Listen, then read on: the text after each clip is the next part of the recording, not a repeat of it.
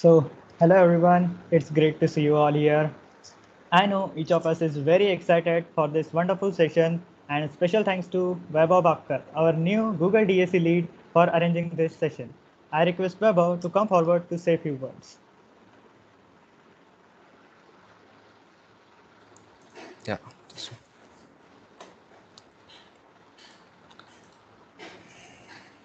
hello everyone. I'm Vaibhav Papkar, the GDST lead for the session 21-22. I hope you all are safe and healthy. Google Developer Student Club provides you a platform where you can connect, learn, and grow. My team is always available for you.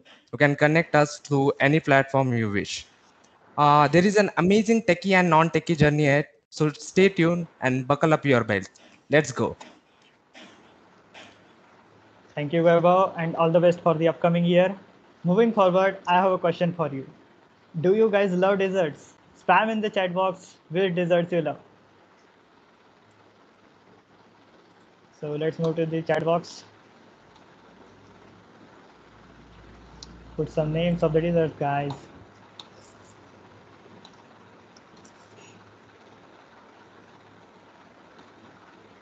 Oh, nice, nice, nice. Some more. Oh,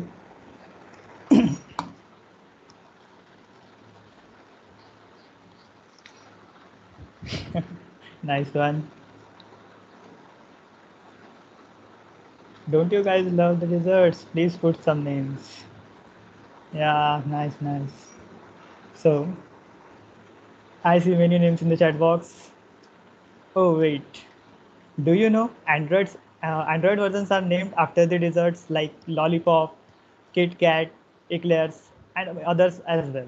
So, isn't it interesting? Also, Android apps have always fascinated us, be it gaming apps, social media, or the utility apps. They are the integral part of our daily life. So, without any further delay, let's welcome the speaker of this session, Shreyash Patil, India's youngest Google developer expert and organizer of the Kotlin Mumbai. Now, I request Shreyash to come forward and start with the session. Awesome. Thanks everyone. Thanks for your a warm welcome. Okay, let's start. I'm sharing my screen. Yeah, sure. So I hope you are able to see my screen. Okay. So hey everyone, I'm Shreyas Patil. Recently became Google Developer Expert in the category of Android. So today I will be explain you how you can kickstart your career as an Android developer. And trust me, this is not a technical like not technical thing. It is just a beginner thing, like how you can kickstart your career. So let's see a roadmap to become a good developer here. So before starting, let me introduce who am I. So as I told earlier and host, like I recently become Google developer expert for Android. And basically I love Kotlin and Android. So Kotlin programming language and Android are like part of my interest. Apart from that, I am also a web developer, not hardcore, but yeah, intermediate you can say. Also, I'm organizer at Kotlin Mumbai user group, which is a JetBrains community for and where we host talks and monthly meetups. So that's all. And also, a part of interest, I'm open source contributor and maintainer. And also I love to write technical blogs and share my expertise there. So that's little introduction about me. So let's get started with beginning. So how you can start, and let's see what makes you a good developer. So don't be confused. So even if you not want to be a Android developer, and you are interested in another development like web development or any cloud things and all, so that also works. So you can also follow this same roadmap for learning other technologies too. So this is like a developer beginner friendly thing. So you can start. So the most important thing is learn programming languages. So as a part of academics, you already learning. So basically, I this year I got passed out from my college. So I was also SPPU student, and so learn basic programming languages. Get started with Java. So once you learn Java, like learn basic concepts of Java, basic fundamentals of Java, because it is very helpful. And also start Kotlin side by side. So why I'm saying Java and Kotlin? So once you become good at Java, you can easily grasp Kotlin side by side. And now Kotlin is the official programming language for Android.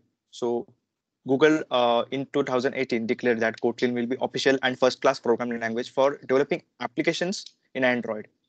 So now further development and you can say future is Kotlin. But if you know Java properly, like concepts of Java, like how Java works, then it is really easy to get started with Kotlin. So that's a little base required for starting Android.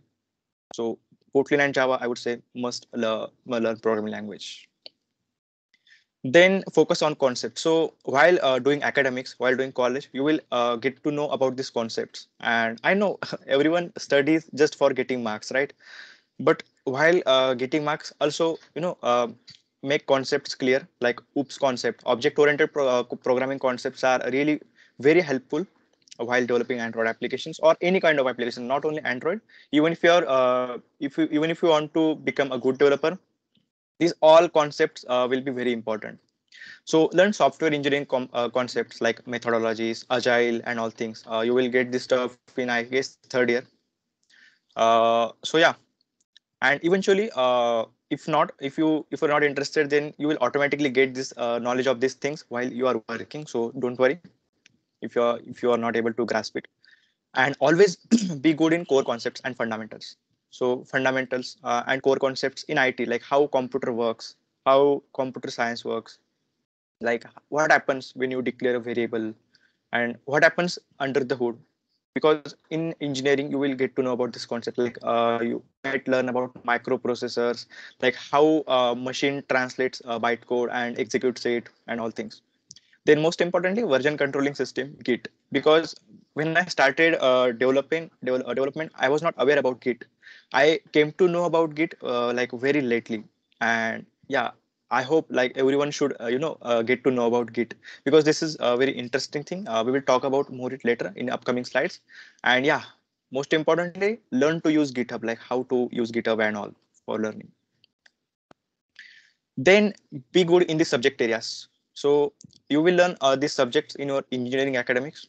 So don't forget to study this subject by heart, by brain, because this subject will be really helpful. Like operating system, like how memory and how processes are managed in operating system, how networking, like what happens when enter google.com on your browser.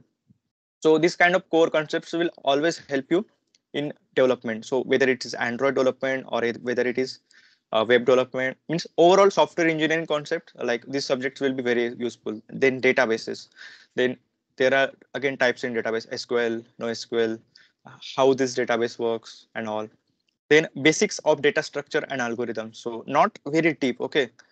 If you're deep, then you are like always, like it is always beneficial, but some people don't like to study data structure and algorithms, but I will still recommend to at least have knowledge of data structure and algorithms, like what is important, what is optimization and all. Then problem solving, like if you get a problem statement, how you can tackle it, it is really important. You won't learn in this like subject in college subjects, but yeah, you can like practice, like once you pick any programming language, practice it. So while practicing it, always choose any program or any problem statement and try to solve it using that programming language. Then testing is not mandatory at all while learning, because you will eventually learn these things while when you will like go over. But at least be familiar with testing concepts, like in college syllabus you will maybe in last year you will learn about testing, so that's not issue. But just be familiar like what is testing and all. And yeah, so learn coding practices. So these are some kind of practices like clean coding, refactoring. So whatever points I have kept here, we can almost take a 2-hour session on each topic. So I'm not gonna explain in deep. So clean coding means write a code which can be readable by others. Let's say you are writing a code and you give it to your friend, then your friend should your friend should be able to let's say identify like what's happening and what's this piece of code is doing, what is going what is going to happen when this code is executed. Then refactoring, Refactoring is a practice when you try to remove smells or smells. It's a technical word, so you can ignore. Let's say in short, if you have did some duplications, like some piece of code is present in this class and this class also, so you can make it common and you can refactor this. Then architecture patterns. So this is most of the important thing, like when you work with team, when you work in organization, then architecture patterns are really important. So being a student, you can ignore at start everything, but at least be aware, like what are patterns, what are architectures used in this real world and all. Then optimization, always think about how you can optimize your code, your app size, and all kind of stuff, optimize performance. And again, testing, this previous testing and this testing is different. So in coding, we also perform testing. Testing means there are types of testing: unit testing, integration testing, then user acceptance testing, then alpha, beta. So you might be aware about beta testing, right? Just on Google Play Store, we sign up for beta and we regularly get beta updates. So that's another. And in coding, we also have to write tests. So there are patterns like test driven development and all kind of stuff. So this will you will get to know about. So now what should you do? Like, now we discussed what should you begin with. Now we will discuss what you should you do, and let's discuss what path you should follow. So there are some recommended steps. So prefer developing a project over earning certificates, because I have seen that many students, run behind earning certificates. I earned this Coursera certificate, I earned this certificate, Udemy certificate. So trust me, certificates are of no value. No one will judge you over a certificate, because nowadays it is very easy to earn certificates. So always prefer developing a project over certificates, and try to learn from official documentation site and blogs, because I have also noticed that like many people prefers videos over YouTube videos or any tutorials, which is not bad, okay, but also like don't make it habit. Like try to make habit of learning from official documentation, because official documentation always contains information up to date, which, because video can be sometime video, if it is a 1 year old video, then this IT field is very vast, things change in month. So it is always good to start looking at official documentation site and blogs, and don't give too much priority to the courses or earning certificates. For Android development, at least I know there are some fields like, let's say, cloud and all. So in cloud, courses and certificates have values, but in Android development or any kind of software development, courses and earning certificates like don't give much value. And yeah, the most important thing is how to use Google and Stack Overflow. So this is the most important thing. So once you become a developer, you will have to learn these things, because developers don't know everything. We always need to solve our problems using Google and Stack Overflow. So there is a quote like by me, not by any good like big person. So one tiny, good and documented project is always better than stack of certificates or course completions. So just remember that. So if you develop a small good project and showcase it, let's say on GitHub, on LinkedIn, on Twitter, then it will be always be valuable than your certificates. So just make it. Now let's plan of action. So I recommend learn while doing. So let's say you are not good at something, but you want to learn it. So recommended step is learn it while doing. So what is meant by learn while doing? So directly pick any idea. So this way, learning becomes 2x. So like you learn by double speed, because in this you directly pick any idea and try to implement it in your project. For example, build any app which solves a local problem. So you can ask your college professor, college HODs, so what kind of app we can build for our college. Then they will say to you, okay, can you build something like this? Then accept it. And even if you don't know Android and all, so start learning it, and side by side start implementing features in your application. So what you can do, like, let's say okay, there are components in Android. Let's say there is button, there is a text field. So directly learn how to import and how to use text field, how to use button in Android app. Search it on Google, Stack Overflow, you will get answer, and directly implement in your app. So don't depend on courses and all. You just watch videos and do nothing. So it's not of work because you will forget these things. But if you learn while doing, you will always remember what you did, and this is how your learning become 2x, and you will never forget that thing. And I'm recommending this because I personally followed this, and I value like this is a very powerful thing. So important point is don't think about negatives while learning, because until and unless you don't make mistakes, you won't learn. So make mistakes, make a lot of mistakes, and then you will automatically learn, because until and unless you don't make mistakes, you won't be able to judge what is good, what is bad.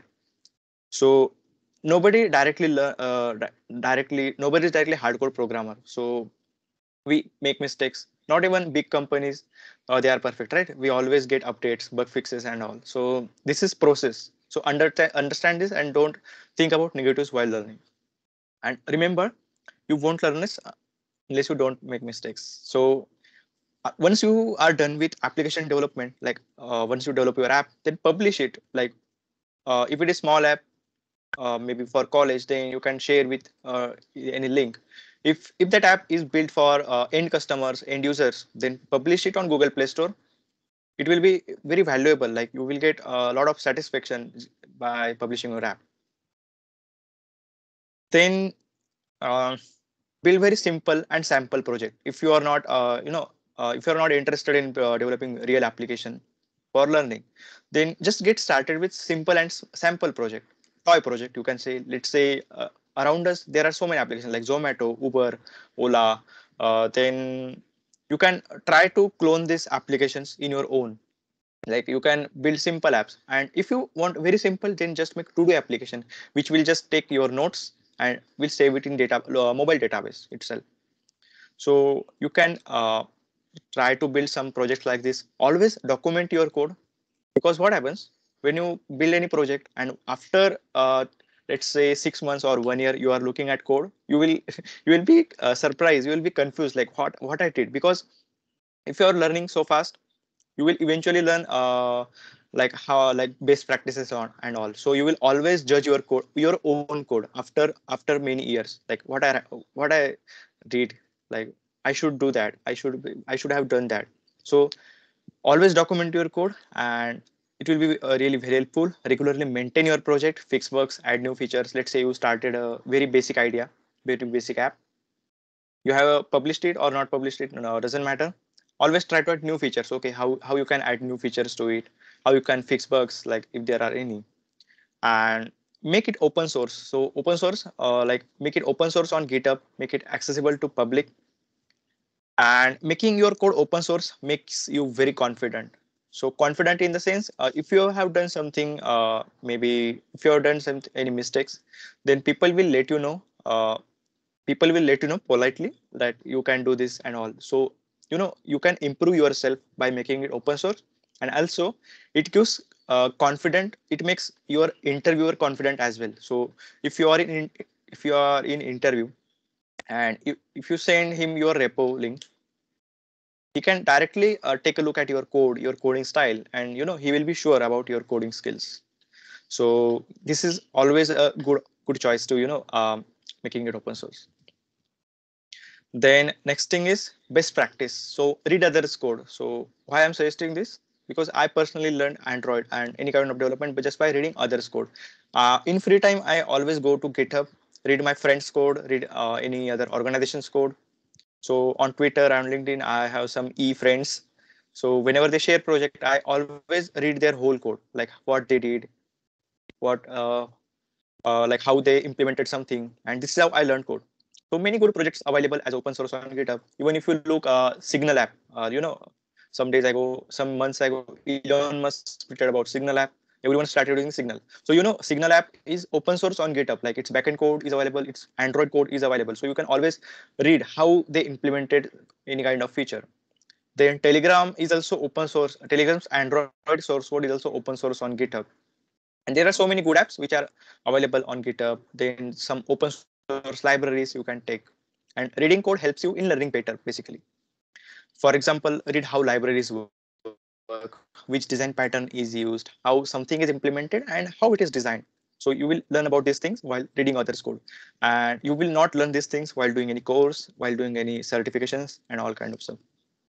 These things will be only you can learn by you know browsing through open source. And yeah, stay up to date. Stay up to date with latest knowledge. It is not too much necessary, but it will be good. Like if there is a new framework coming in Android, new let's say library coming in Android, it is not recommended that you should use it instantly, but it will be always good to know if you are aware about that library. At least having knowledge of latest stuff is good, even if it not tried it practically. Let's say some of you have heard about Jetpack Compose, which is a new design like paradigm, which is like style, because legacy code has different style and Jetpack Compose is bringing like big change in Android development. So it is not always it is not recommended that you should use that instantly, but it will be good if you have knowledge like what Jetpack Compose is and how it works. So in future it will be very helpful. So staying up to date is very important in IT field, like not only specific for Android development, but for any kind of development. Then understand the process. In short, it is endless learning. You will learn, you will implement, you will improve, you will learn, implement, and improve, and cycle goes on. So don't worry about things. This is endless process, endless learning, and endless improvement. And it will be good if you do internship. Like internship will give you, real experience of real professional experience where you will learn things very fast. Participate in open source competitions such as Hacktoberfest, GSOC. GSOC means Google Summer of Code. Then participate in project competitions, hackathons. For example, Smart India Hackathon, where you have to build prototype to solve common problems or issues for your country. And most important to know, no one is perfect in this world. Every field is very vast, and it is not possible to always stay up to date with everything. Let's say in Android development. So this is very vast. So let's say if I say like if anybody asks me to develop an app which let's say interacts with Bluetooth or Wi-Fi connectivity, then I haven't built any kind of app which interacts with Bluetooth or Wi-Fi. Then I don't know about it. So I will have to learn how to implement these things. Then I will be able to build app, right? So that's why that's how it is very fast. It is very fast. I know how to use camera. I know how to use GPS, but I don't know how to use Wi-Fi and Bluetooth. But once I know everything basics, it is easy to learn all these things. So it is not necessary to learn everything. Okay, and actually it is not possible. So while doing all these things, fear of missing out is common. So you can feel like, okay, this other person knows this and I don't know this, so I'm missing something. So trust me, you are not missing, you are on right track. And yeah, just learn to handle imposter syndrome. So imposter syndrome is like when you feel like you are doing good, but you are not doing that much kind of good things. So these things happen, and don't focus on these things. Just focus on good things. Just focus on your own learning, own growth, own career, because that's important, and it's not always necessary to stay up to date with everything. And I have some resume tips. So I have seen many people do mistakes. So don't make your resume larger than 2 pages. Make it one. One is very good thing, 1 page resume, or max 2 pages if you need something. But it's always recommended to like resume having 1 page. Add links to your portfolio site, GitHub, LinkedIn, Twitter. Add your skills, like what programming language, what development tools you know. Then add your projects with the link of GitHub repository, Play Store docs, because nowadays this pandemic is going on and you are not bringing hard copy. So you can always add hyperlink to your project section. Add your achievements there, like what you have, like any best things you do. And trust me, no one cares whether you are married or single, what's your age. So you can skip this including these things on your resume, like what is your age, what is your parents name, whether you are married or single, what is your spouse name. So these things are not necessary, not recommended at all. Nobody looks at these things, so you can skip these things. So most important thing is learn with the community, and let's discuss how we can learn with the community. So understand that sharing is caring, and don't hesitate don't hesitate to ask questions if you are stuck with a problem. But why I mentioned this point, because till now I have learned that, and I have seen that many students or many people have problem but they hesitate to ask. So they think like that, what the person like whoever is asking, what will think about him if he asks question. So trust me, that's not like that. We already discussed, no one is perfect, no one knows everything. So asking question is a very good thing. So once you ask question, you will get your answer, as well as the person who is answering you will also learn. So it is a both side learning process, not just your side.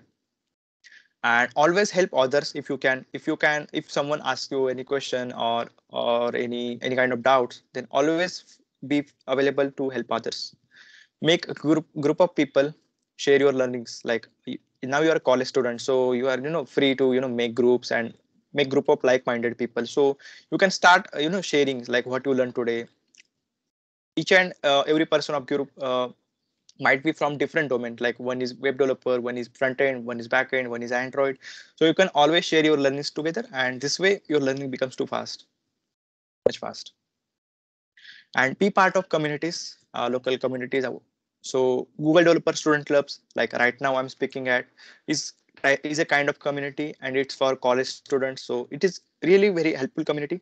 Like I think like if at that my if like if last year or some 2 years ago, if I know about DSC, I would really have to like apply for being a lead, but I was not aware about these things, so I missed that part. Then be part of Google developer groups. So let's say now DSC MESCOE in Pune, you can be part of GDG Pune and attend their meetups, do professional networking. So this professional networking helps a lot. Your learning becomes 2x. And attain and join communities part of your interest. So let's say if you are interested in Kotlin programming language, you can join Kotlin user group. If you are someone who is interested in Flutter, then you can join Flutter community. If you are interested in Firebase, TensorFlow, then there are so many communities, like language specific communities. Even if you interested in Python, you can join Python meetups in location Pune. Then attend big events like DroidCon, Android Summit, and many more.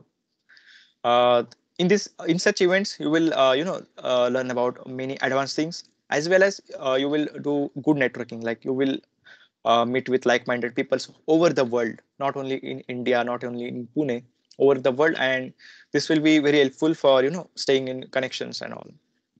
Then host events, like DSC team is hosting events, doing very good things. Host events, help to host events, like be volunteer at events. If you like help hosting events, like do things which can promote events and all.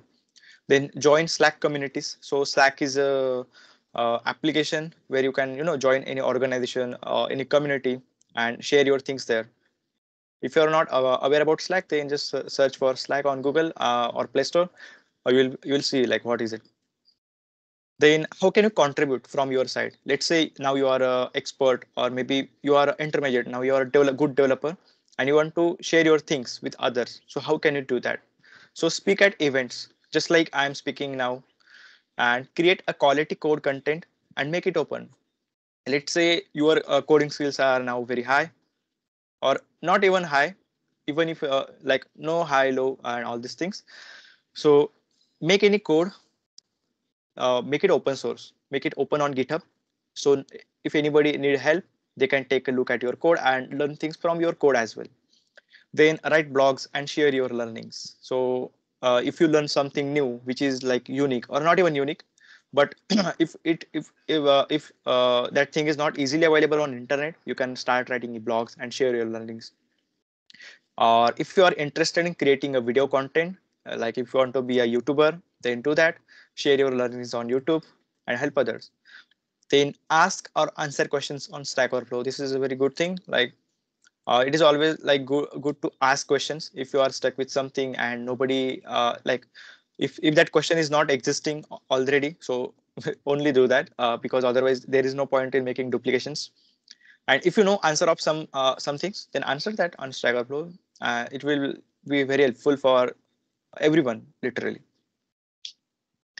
So social presence, let's talk about it. And it is the most important thing, because social presence is something which by which you can make your own brand, personal brand.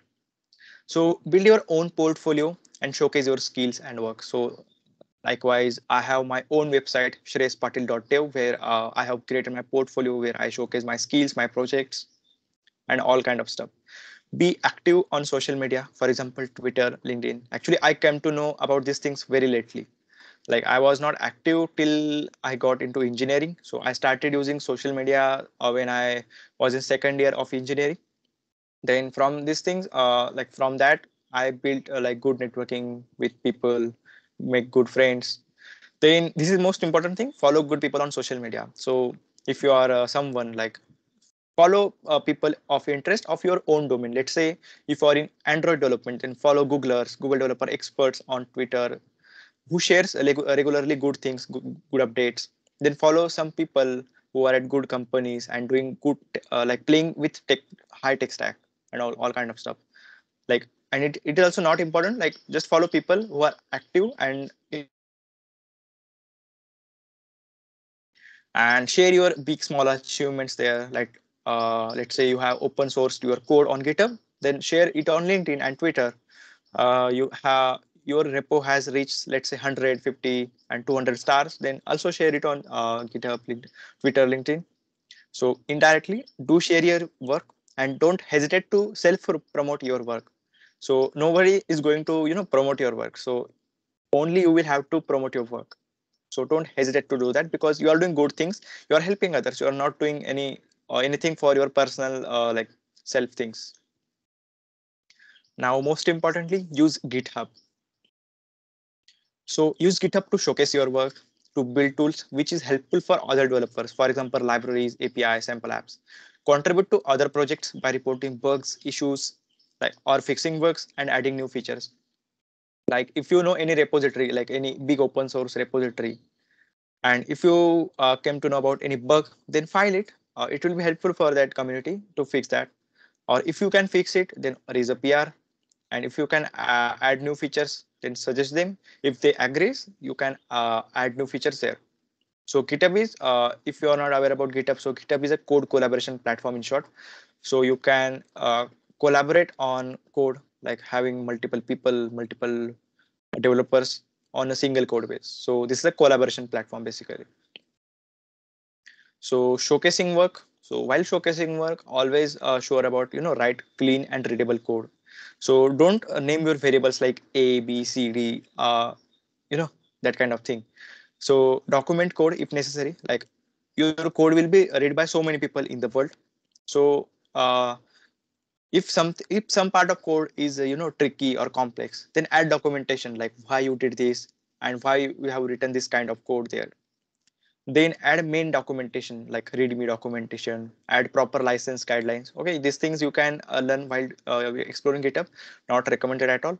But add documentation of your project so that whoever is getting started with the project will know like how to set up your code in their laptop, their machine, how to execute app, and like what is application built with, that kind of stuff. Then add screenshots of your application. So let's say if you're building Android application, then include screenshots of your application in main page or main readme, so that user can aware like how your app looks like. Then only he can then this is documentation, like what your app is about. So this is of my own app, own GitHub repo. You can search about on my GitHub, like Fodium is the repository.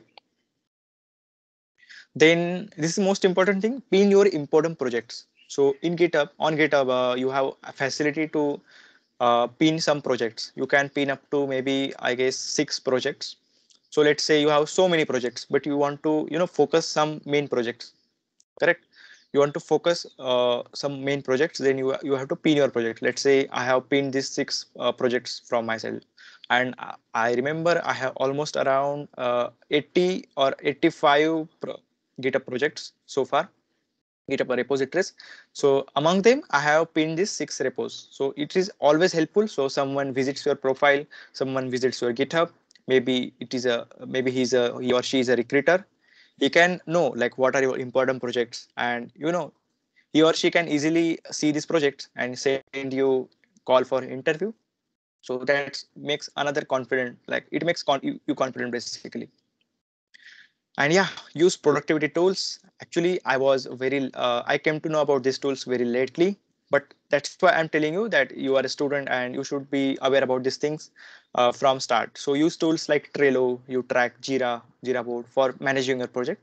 These tools allows you to manage your project efficiently, especially good if working in a team. Let's say you are a team, you are a bit developing a college project, final year project, or any kind of hackathon project, let's say. So you can track your features of application there and work efficiently, like, and you can generate reports like how application like how your overall development gone and all kind of stuff. So for example, this is a screenshot of a U-Track application which I mentioned. So I use this we use this for maintaining our final year engineering project. So we were a group of 4 people. So it was very efficient for us to manage our work together. So we listed all features or to-do tasks of our project, and we managed it using that. So that's all. So certification. So at first we discussed that certifications are not that much important, but there is a certification for associate Android developer certification. If you feel you are good enough in development, in Android development, you can proceed for this certification. Let's say you are interested in certification, then this certification is provided by Google. It is a paid certificate which is valid for 2 or 3 years, I guess, I'm not sure. And you can go to this reference link, and this certification is provided by Google.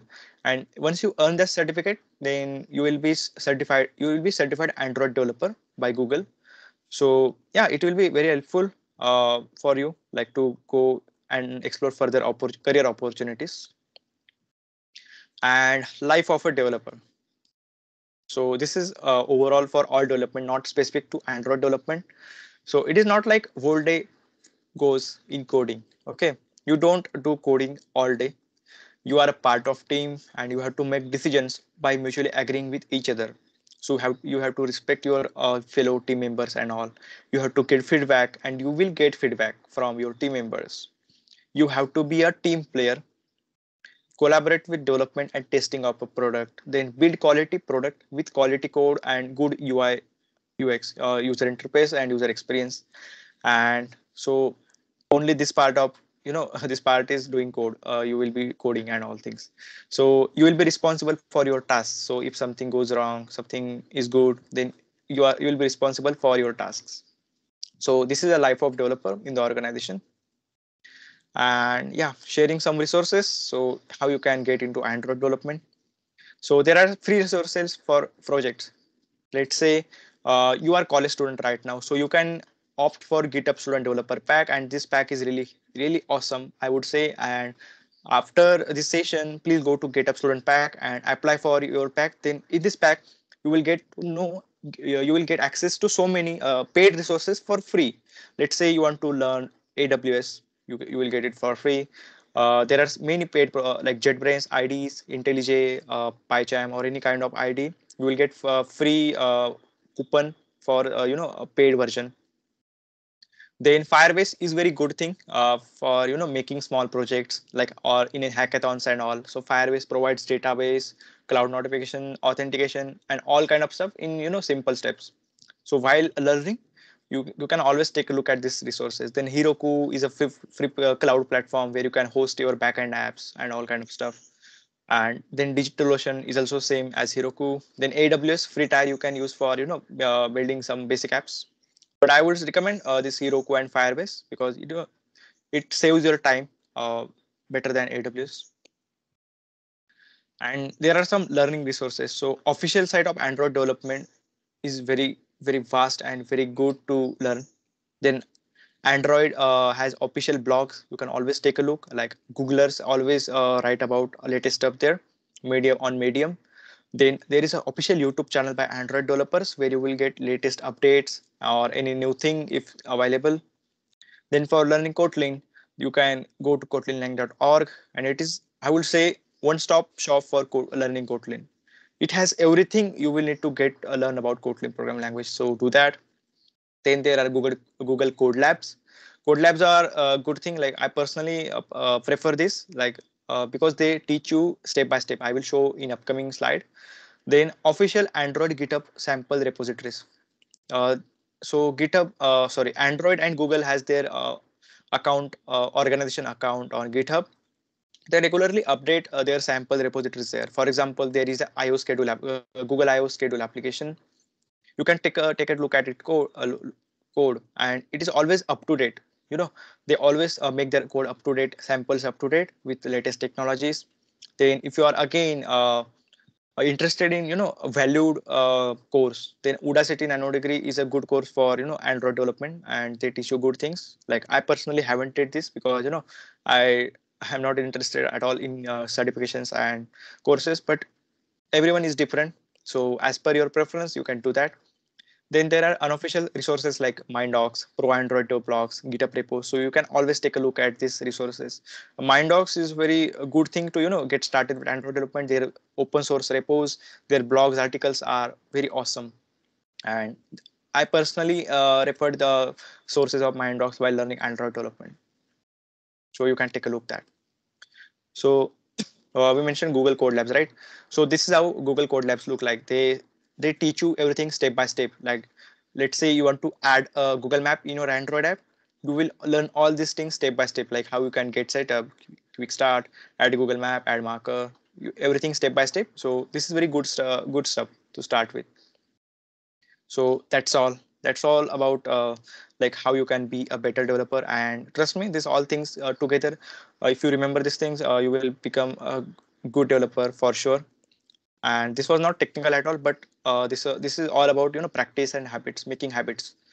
So yeah, that's all. And if you want to connect with me, you can connect with me on my official site. My site is shrespatil.dev. Then you can reach me on Twitter, LinkedIn, GitHub, and my personal blogs. And finally, thank you. Thanks for listening. It was really informative, Shayesh, and surely we will start depending on docs more than videos.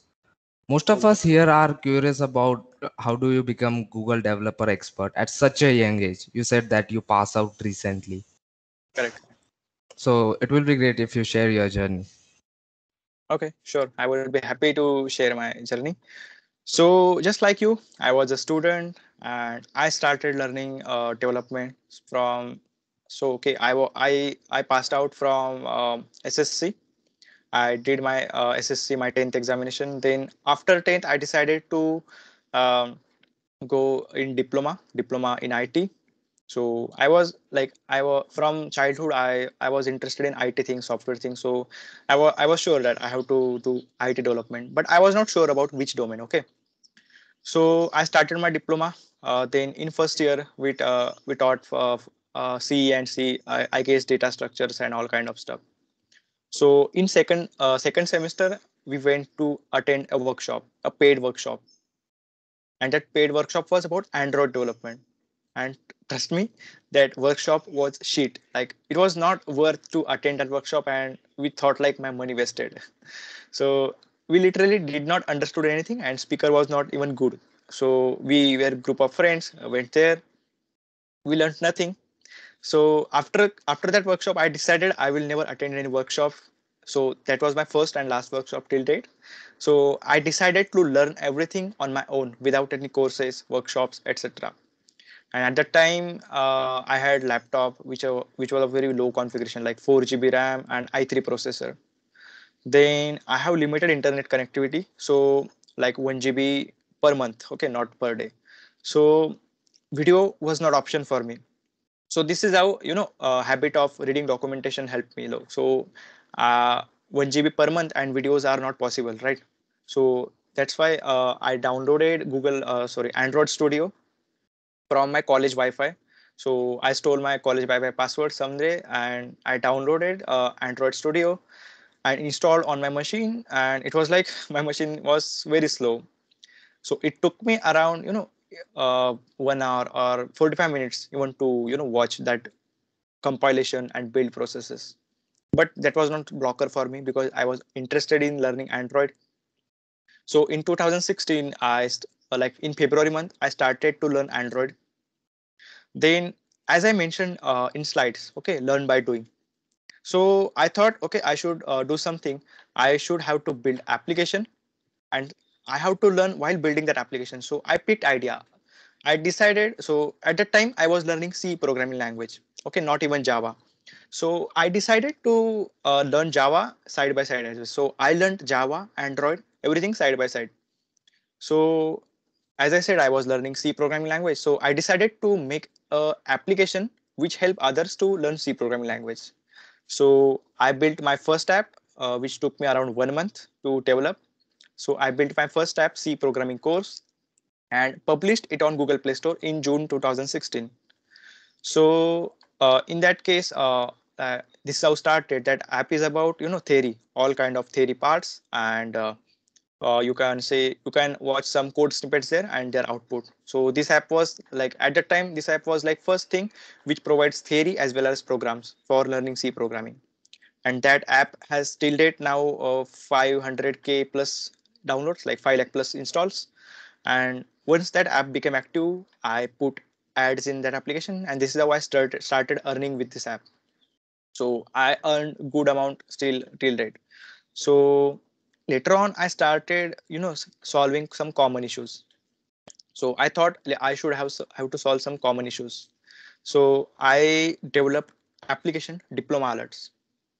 So I was in I was a polytechnic student, as I said. So I was learning in government polytechnic Jalgaon.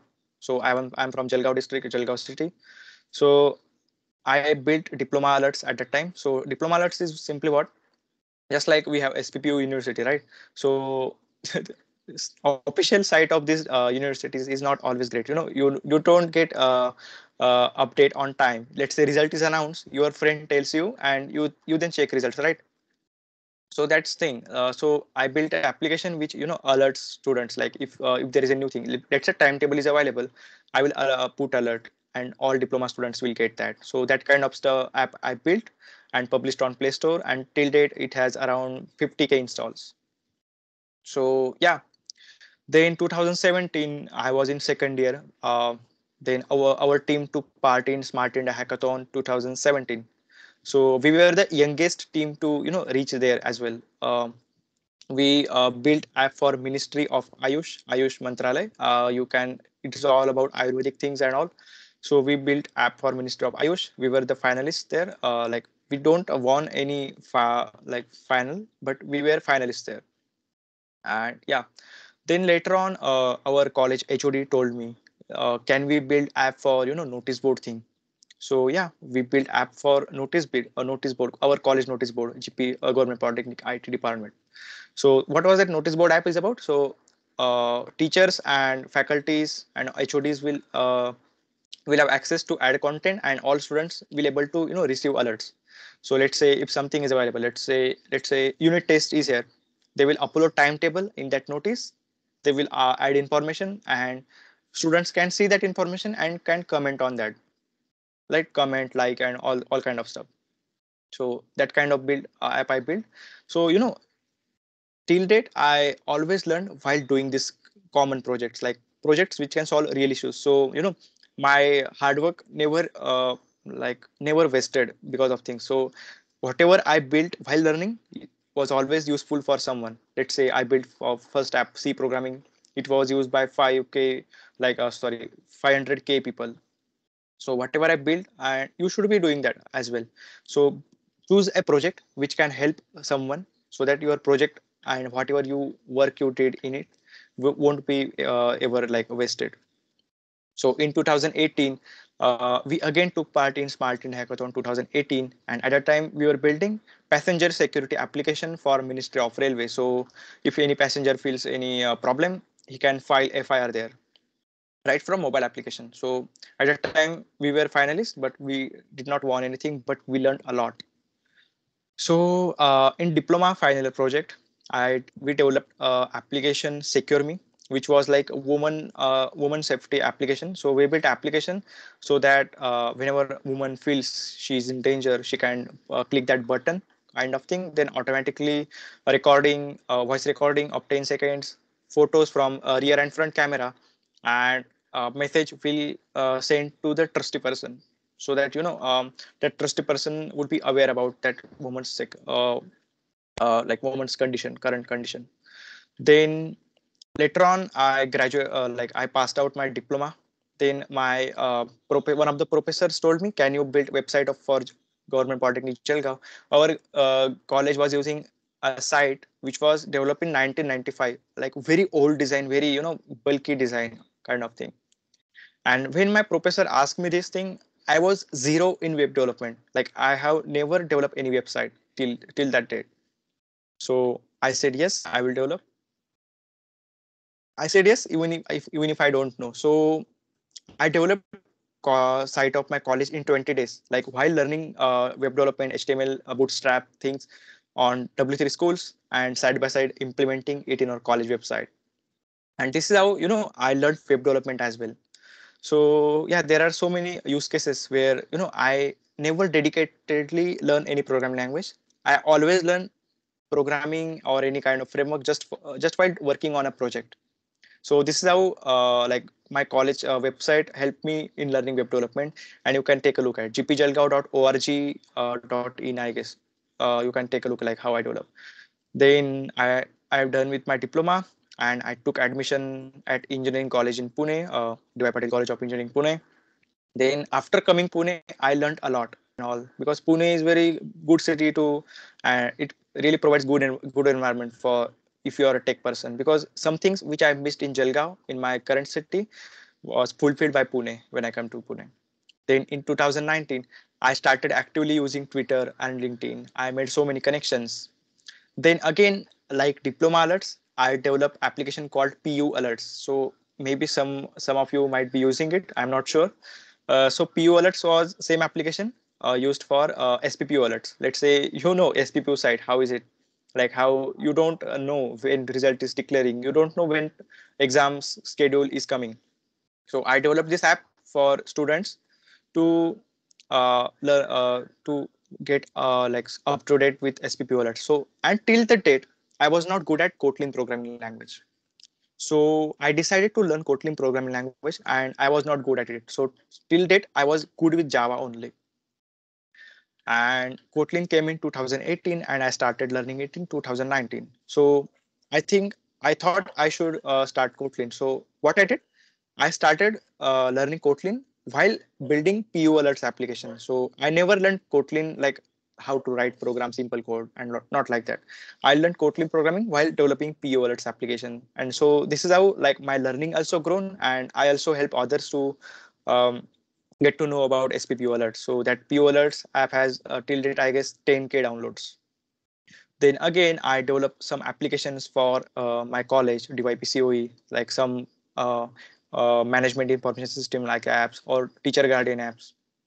Then somehow I slowly started contributing to the community. Like I started building libraries. I started contributing to open source project. And if you know Firebase, I contributed like one API for Android library of Firebase. Then I started writing blogs, articles, so like whatever I learned daily, I started writing blogs about it. Then I started attending various meetups by GDG Pune, then Firebase Roadshow Pune, started community networking. Like I also volunteered GDG DevFest 2019. Like it was last physical meetup of by GDG Pune, like DevFest, sorry. So yeah, I volunteered that, and yeah, gain a lot of networking and all kind of stuff. Then into 2020, pandemic and all kind of things happened, and trust me, this pandemic boosted my speed of learning. So in this pandemic, I built a lot of libraries, built my own tools which can help other developers. Then I started writing more and more blogs, articles. I started building some small sample apps which can help others to learn from it, like Kotlin, like latest Android development tools. I started using that in implementing applications, and I started making it open source. Then I started, helping others. Like so many people contacted me on LinkedIn, Twitter, and I started helping them like how can they improve and all. Then I started speaking at events like DSCs here and all at my college. And just because of my first repository, like Foodium was that repository, I got my internship because of it. And after that internship, it was converted into a job. So I got internship in Scale Real Technologies Private Limited, which is a startup company based in Pune. So it was like since I joined it in May 2020, and till now I'm working there as a remote, like full-time job. So yeah, my learning became 2x after started this internship. Then one of the organizers at Kotlin Mumbai contacted me. So he asked me whether I'm interested in being organizer or not. So I said yes. So then in December 2020, I became organizer of Kotlin Mumbai, and we started organizing monthly meetups and all kind of stuff. So I'm also still organizer there. Then in 2020, 2021, we with two friends. My friend and who is good in web development and React kind of stuff. He and me built a application for its name was Jalgaon CoHelp. So we built application for crowd sources, COVID resources. So we built this application in Kotlin. So it was completely backend app, and I learned a lot of backend stuff while building this kind of application. So build application, learn, and make it open. That's kind of thing I followed. Then I conducted various webinars, organized events, attending big webinars and all kind of stuff. Then also maintain my old projects on GitHub and help everyone to get to know about it. Then someday I got call from my friend Himanshu.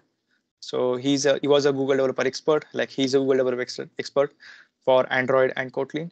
And then he asked me whether I'm interested in being GD. So okay, I said yes. Like my first question was like whether I'm eligible or not, because I don't have that much kind of industrial experience. So he said whatever work you are doing is like an expert, so that's not issue.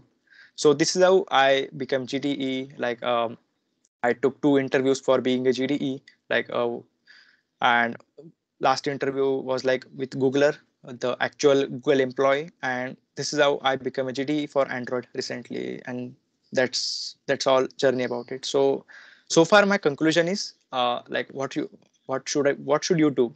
So start picking ideas, start implementing these ideas, and see if that idea is really helping people or not, because your whatever work you have done should not be wasted, just sample projects and all. So whatever you're building should be always useful for someone. And learn while doing these things and all. And don't focus too much on academics, trust me.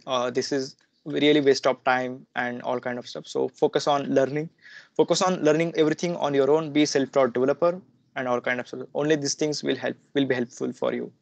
So that's all from my side. Over to you.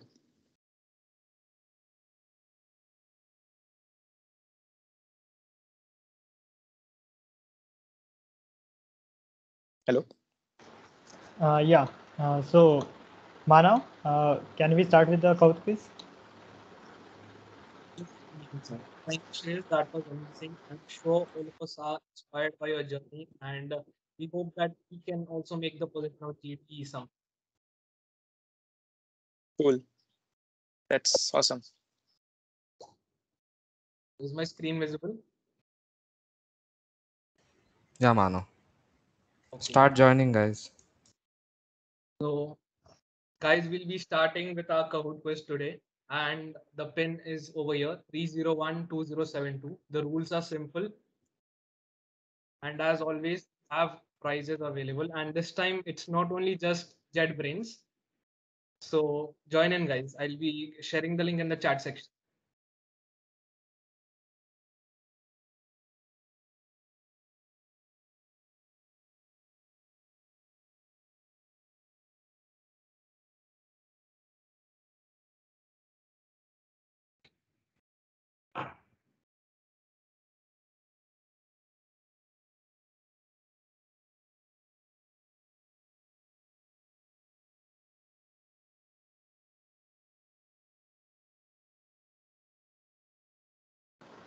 Try to use your own name, guys.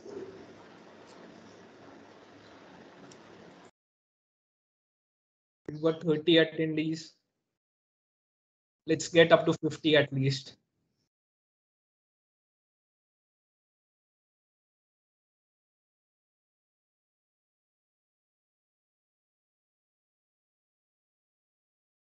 And I request all of you to join with your actual names, no nicknames, because if you win, we'll be able to contact you.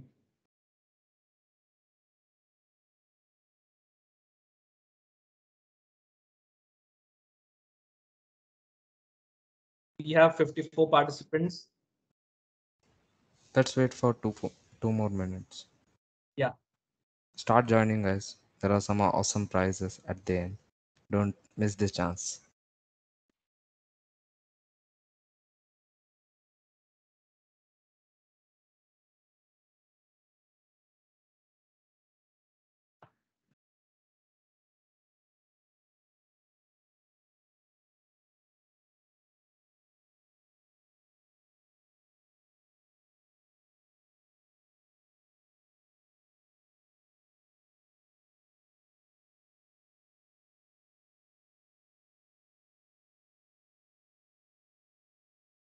There are 68, 69 participants.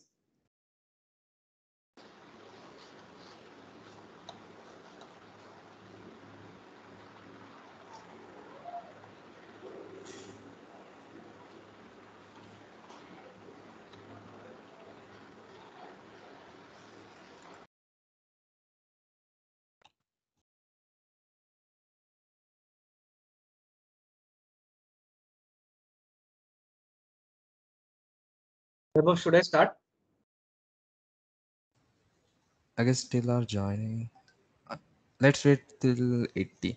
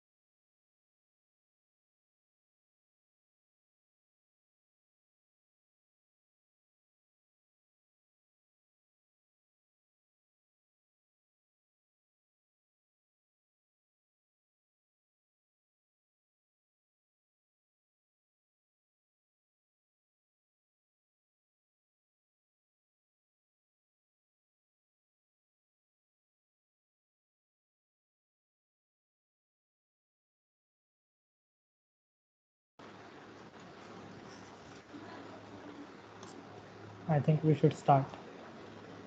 Already we have enough participants, so let's start. Kahoot for Android development. 3, 2, 1. So here you go, guys. Here's the first question. What is Android's logo called? Android, Bugdroid, Andy, Snoo. You've got 23 seconds to answers. You've got 62 answers already. Hurry up, guys. What is Android's logo called? 10 seconds to go.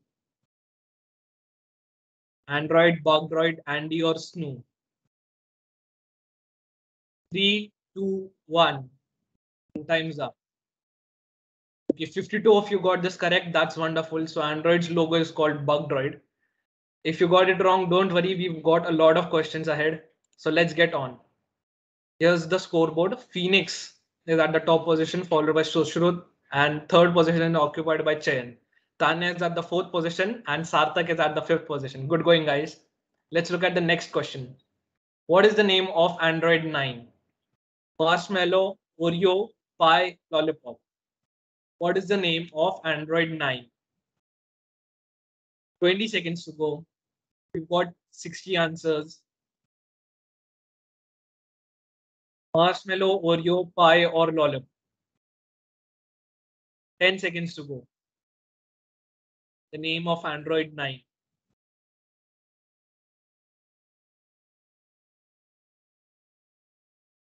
Forty-four of you got this correct. The name of Android 9 is Pie.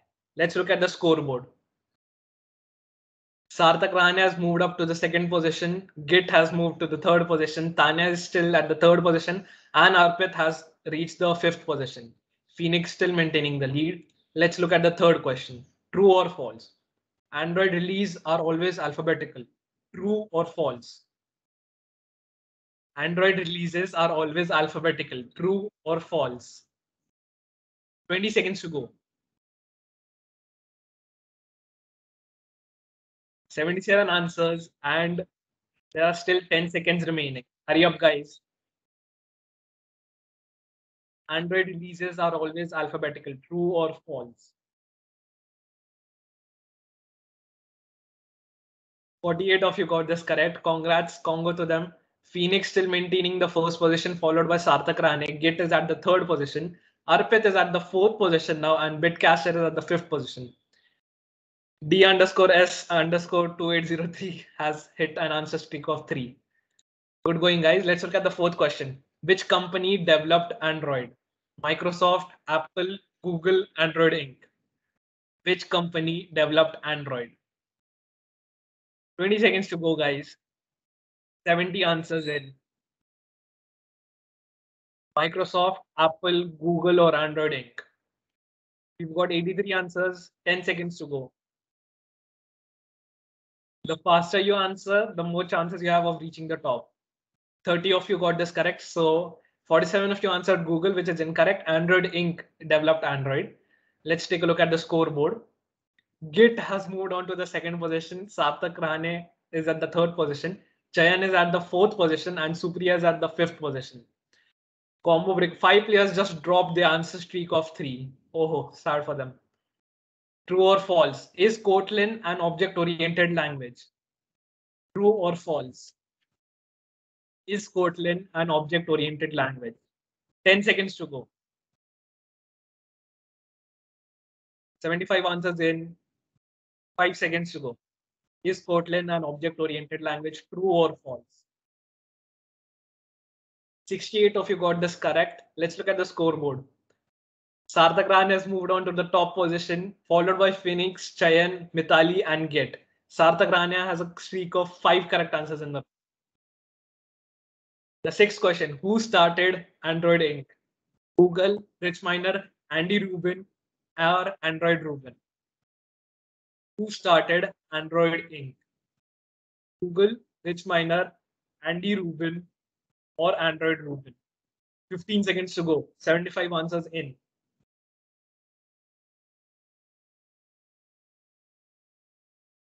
5 seconds and 85 answers in. Who started Android Inc?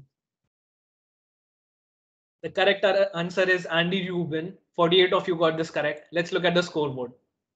Sarthak Rane maintaining the top lead, followed by Chayan, Mithali, Arpit, and Rahul Keshwani. 5 players just hit an answer streak of 3. Wonderful going, guys. The seventh question. Who developed Kotlin? Android Inc., Google, JetBrains, or Kotlin? Android Inc., Google, Kotlin, or JetBrains? Who developed Kotlin?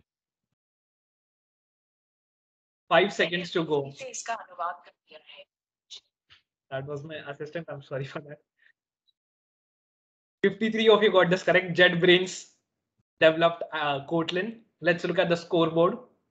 Sarthak Rane maintaining the top position, followed by Chayan, Mithali, Rahul Keshwani, and Bitcaster. Prathamesh K is back with an answer streak of 3. Wonderful going, Prathamesh. The eighth question. Which programming language is used for Android application development? Node.js, PHP, JSX, Java. Programming language used for Android application development. Node.js, PHP, JSX, Java. I think Shreyas mentioned one of these in the slides.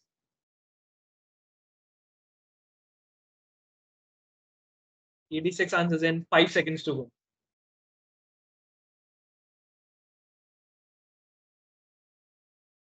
"80 of you got this correct. Wonderful, guys. So the scoreboard remains unchanged. Sarthak at first, followed by Chayan, Mithali, Rahul, and Bitcaster. Ria is making a comeback with 3 in a row. Wonderful going, Ria. True or false? Mobile apps are used more than websites. True or false? Mobile apps are used more than websites. 20 seconds to go.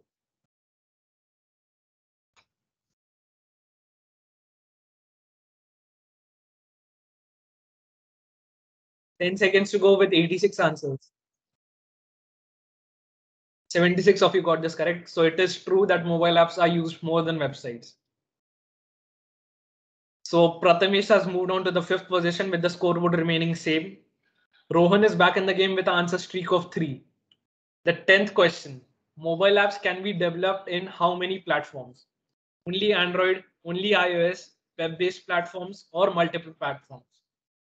Mobile apps can be developed on how many platforms? Only Android, only iOS, web-based platforms, or multiple platforms? 78 answers in and 10 seconds to go.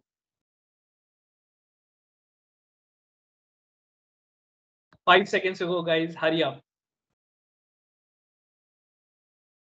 79 of you got this correct. So Android mobile apps can be developed across multiple platforms. So the scoreboard hasn't changed at all. Ajay Singh is back in the game with an answer streak of 3 in the row. Let's look at the last second question. Which operating system is the most bought OS in the world? Which OS is the most bought mobile operating system in the world? Harmony OS, Android OS, BlackBerry OS, or Apple iOS? The most bought mobile operating system in the world. Harmony, BlackBerry, Android, or Apple iOS? 10 seconds to go, 82 answers in.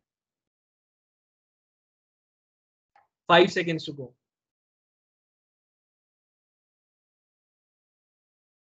79 of you got this correct. So Android is the most bought mobile operating system in the world. And sadly, Apple isn't. So those 7 of you who got it wrong.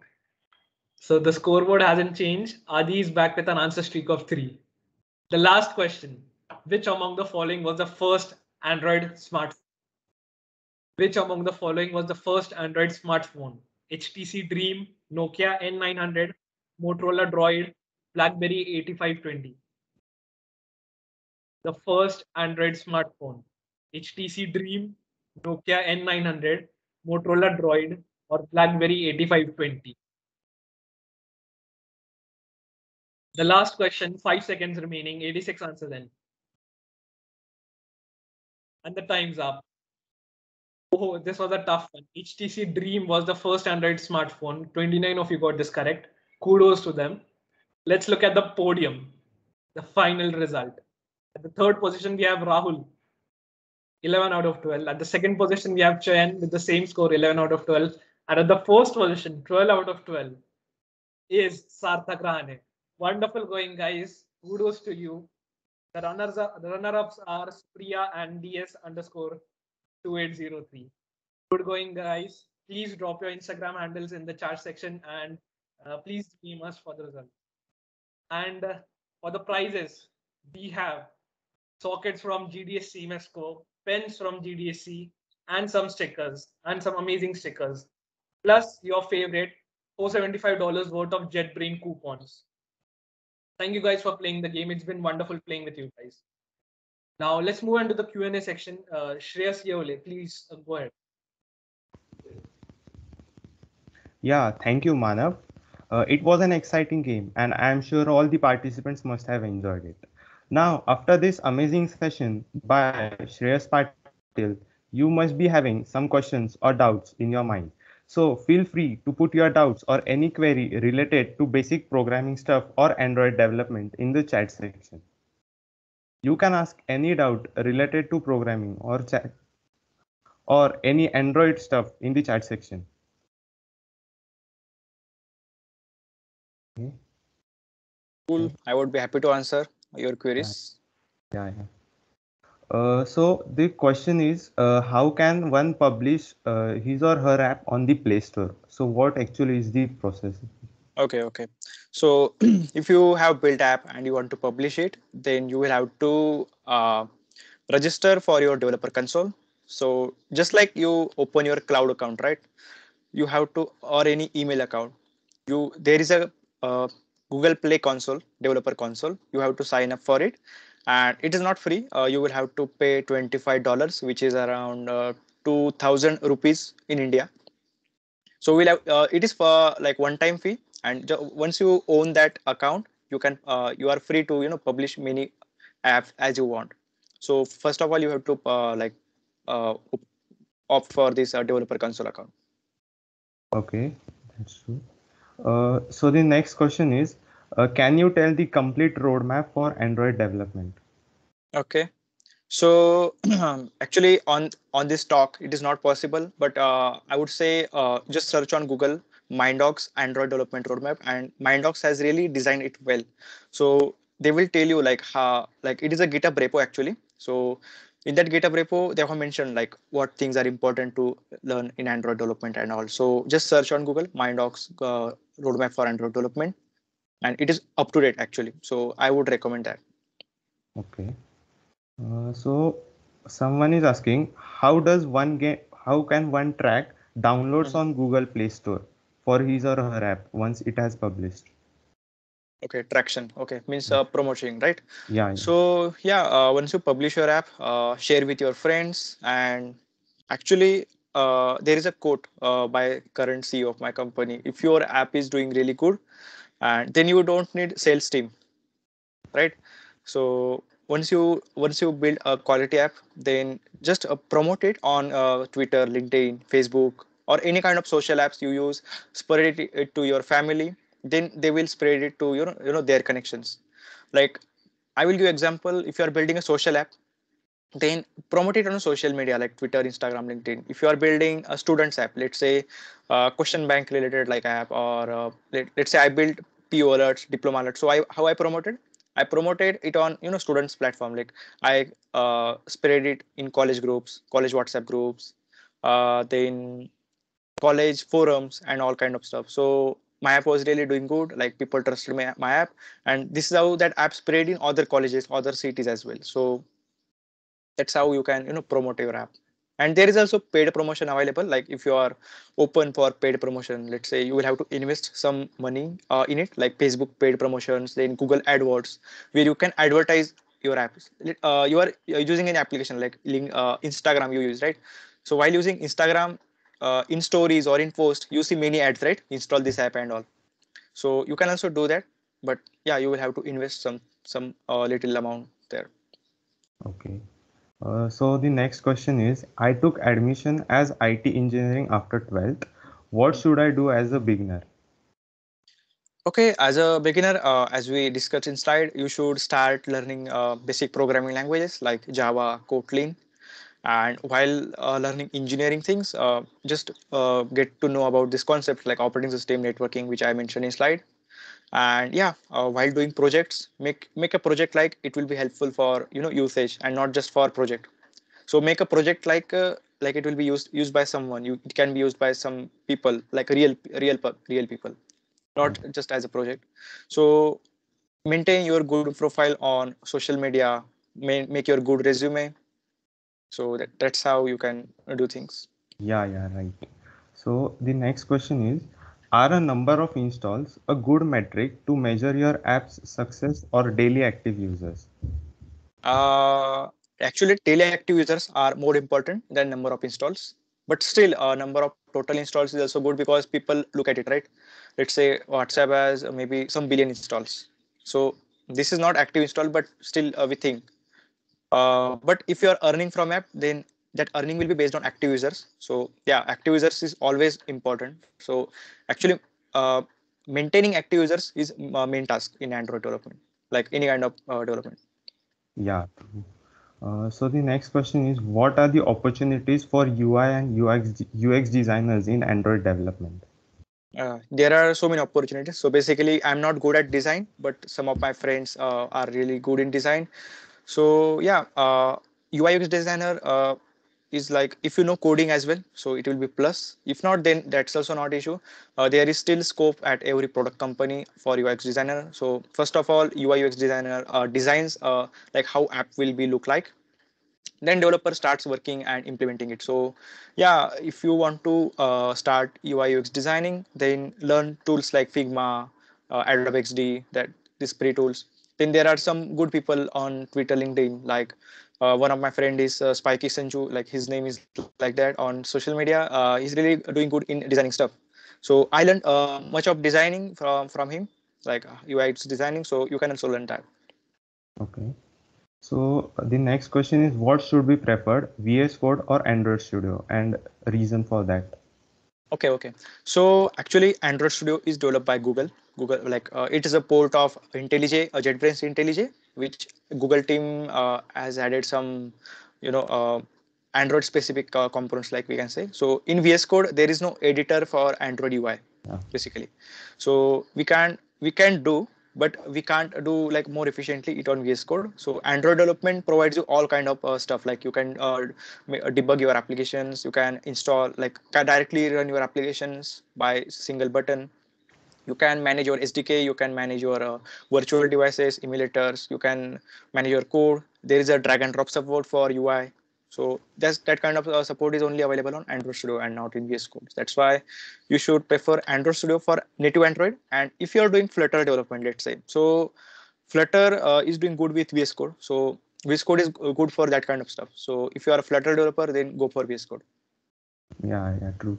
But Android Studio is a little bulky software, so compared to light VS. Yeah. Yes. So the next question is there any site like Google Colab for Android development for people having less hardware power? Mm, actually, I'm not sure about this. I think there are no, but still I'm not sure because I haven't saw something like this. But I guess there is nothing like that. You will have to buy your own PC. Okay. I think you can do these things on cloud as well. Like GCP provides you some instances, but still, it is very costly. So it is always good to like worth in like spend something on good machines. Okay, yeah.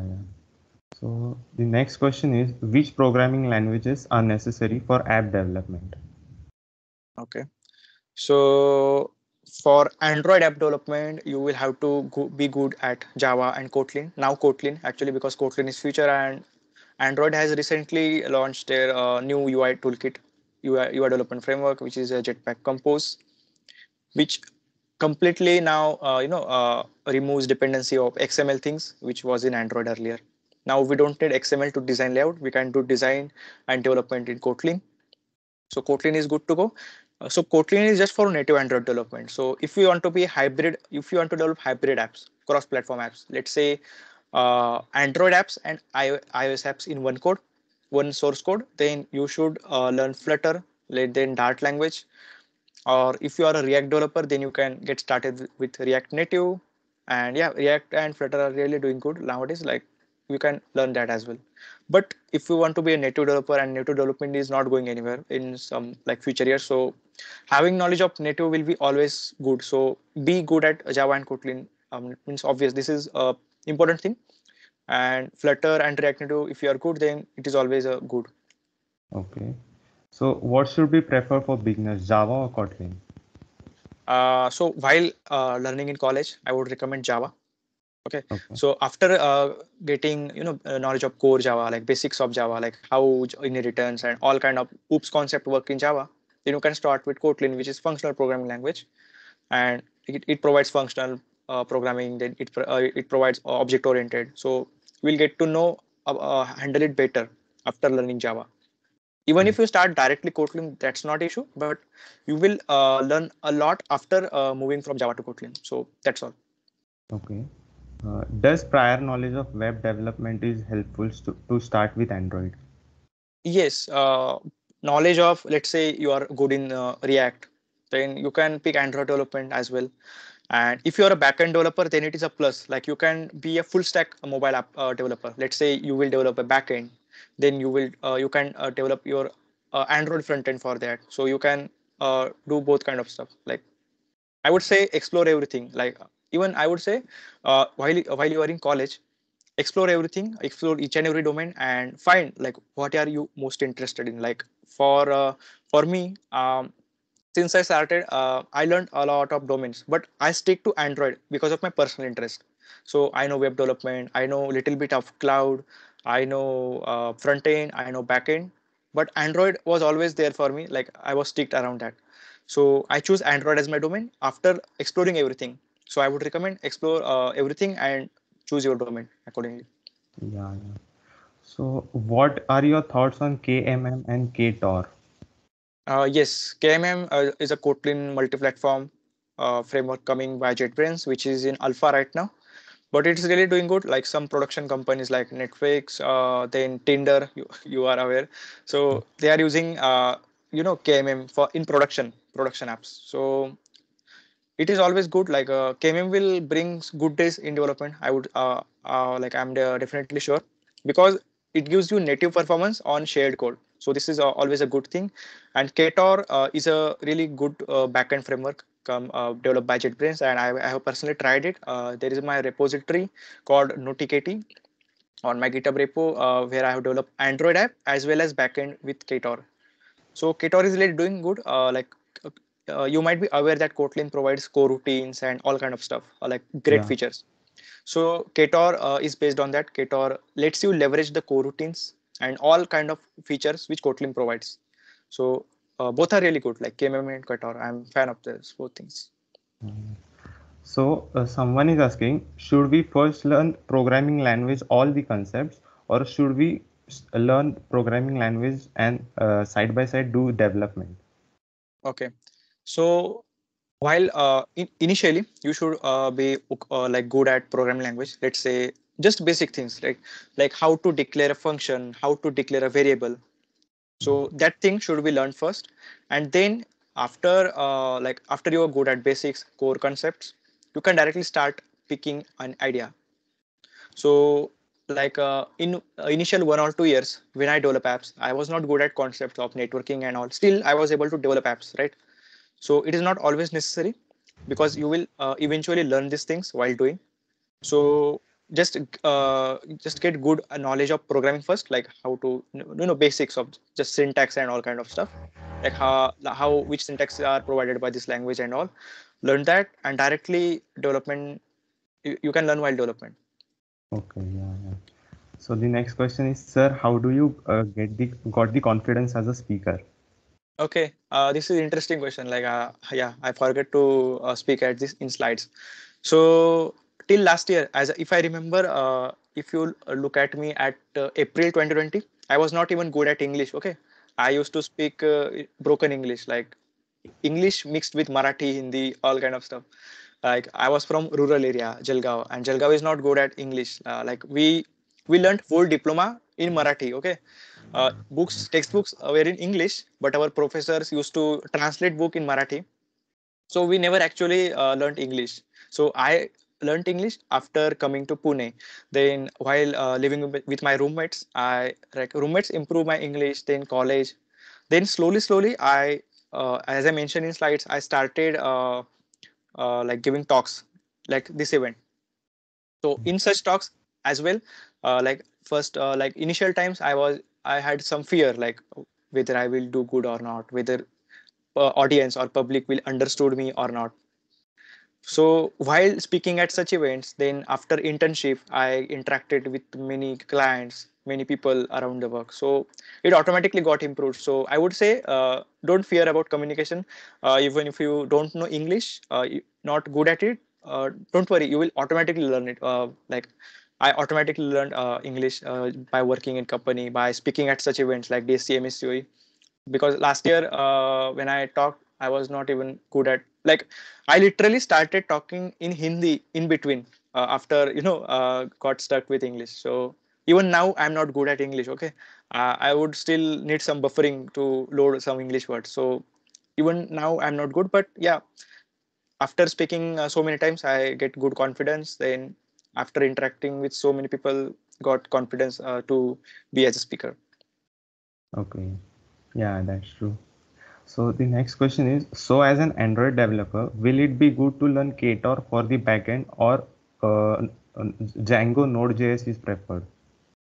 Okay, so all the backend frameworks which you mentioned, like Ktor, Django, and Node.js, all are good actually. So it is not necessary like you should pick anything. Like Android development is not directly dependent on backend framework, because eventually you just have to build REST APIs. REST APIs, if you know JSON, which returns JSON or gets JSON, right? So you can develop that kind of stuff in any framework, whether it is Ktor, Django, or Node.js. But I would say if you know Android, then it means you know Kotlin, and if you know Kotlin, then Ktor is easy to get started with. So you can start with Ktor. And based on use cases, like Python has a lot of community support. So if you are building some complex apps, then Node.js also has a lot, like wide variety of community support. So Ktor is still in beginning phase. So if you do Django and Node.js, then I think it will be like easy, because there are so many materials available right now. So yeah, that's not issue. if you're Android developer, then you can learn all these things, because I personally have developed backend with Django, Node.js also. So these things never are like breaking for Android developer. So you can proceed with all that. Okay. So due to some time constraint, we will be this was our last question. So thank you everyone for attending the session. So feel free to ping us on Discord, and also you can connect Shreyas Patil through his social media IDs. So over to you, Deepa. Yeah, thank you. So this was really an informative session to kickstart with the Android developer journey or the any kind of developer. I hope our audience has enjoyed it. Thank you, Shreyash, for your precious time. Once again, thank you everyone for your patience listening. I request everyone to switch on their camera for the photo session. Yeah, thanks everyone for being a good audience, and I'm really glad to speak here with and sharing my experience with you guys, so that you can be perfect. So whatever I missed at my student life, I hope you got that. And thanks to GDSC team of MSUE for giving me a chance and inviting me here. I'm really glad to speak here. Thank you.